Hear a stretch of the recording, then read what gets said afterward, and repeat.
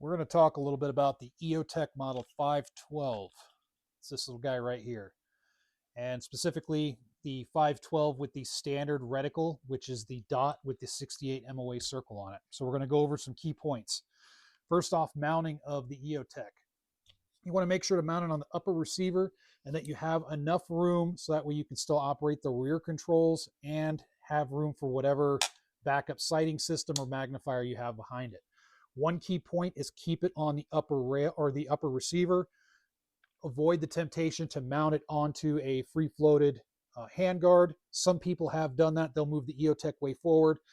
Maybe their reasoning is, hey, the Eotech's not taking as much of your field of view, and it leaves more room for other things on the back like magnifiers, but you could have a varying zero point of impact shift if you mount it on a handguard. So keep it on the upper receiver. Make sure to torque it down correctly. Use a little bit of thread locker on your mounting point, and you should be good to go. So the Eotech has a 68 MOA circle with a hash mark on the 12 o'clock, 6 o'clock, 3 o'clock, and 9 o'clock position. It has a little dot in the center. So let's talk about that real quick. Some people don't think about, okay, how do I use this reticle really effectively? So this reticle for the 512 is set up perfectly to have a 50/200 zero with a 62 grain 223 projectile out of a 16-inch barrel that's giving you roughly about 2,900 feet per second, give or take. Why is that important? And some people might think, well, wait a minute, 5,200 zero, why does bullet weight matter? Well, it does. If you take a 55 grain and sight it in at 50 yards, it's still going to hit at 200, but there's going to be a little bit of a difference as far as bullet drop goes. The heavier round that you go, you're going to experience a difference between that 55 grain to a 62 grain to any type of the heavier rounds, an OTM round, something like that.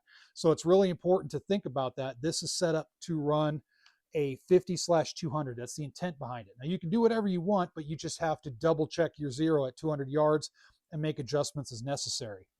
If you're shooting farther, what you're going to have to do is you're going to have to differentiate your holds. So you're going to have to go from a center hold, center of mass, to a high center of mass hold up to maybe a headshot or something. That's where you're going to hold at, because the bullet drop at 300 yards, 350 yards is going to start dropping so much, you're going to have to hold higher just so that way you can still get a center of mass hit. So that's really important to think about as well. With that said, how do you know how far the person is or whatever target is that you're trying to engage? So if you use the 68 MOA circle, if you look at that circle, if a person fills that circle, they're at 100 yards.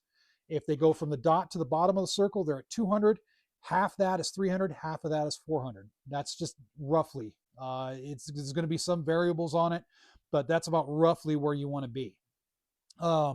That could give you a range estimation. By using the Eotech, you can range estimate and figure out exactly how far your target is, at least estimate a rough target distance, and it'll get you on target a lot quicker. So just some things to think about. Just remember, mount it correctly, mount it on the upper receiver, use that 5,200 zero. Try to do it with a 62 grain. If you use another grain, then just kind of double check your zero and see where your bullet drop exactly is at, depending on what grain around you're using.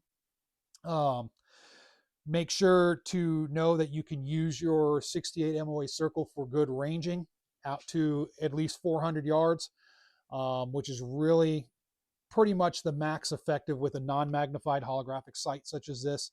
You can go farther, but it's going to be a little bit tricky because of the holdover. Also, a final note, if you're shooting really close, and people don't think about this because of height over bore, as some of you may know, height over bore, you have the optic versus your barrel. Height over bore, if you're shooting real close, if you aim at a target, your bullet impact is going to be low due to that height over bore. On an Eotech reticle, if you look at that circle, look at the bottom hash mark, right at that point where the circle intersects that bottom hash mark, that's your aiming point for something like 7-10 yards. So when you're really up close, use that. Train yourself to use that up close, and you don't have to worry about trying to hold the dot in midair or somewhere. Use some type of Kentucky windage to try and get your shot. Just use that bottom of the reticle, or the bottom of that 68 MOA circle, and that'll get you right on target. So with that said, feel free to leave some tips on the Eotech 512 if there's any that you haven't heard in this video, and I look forward to reading your comments. Thank you for watching.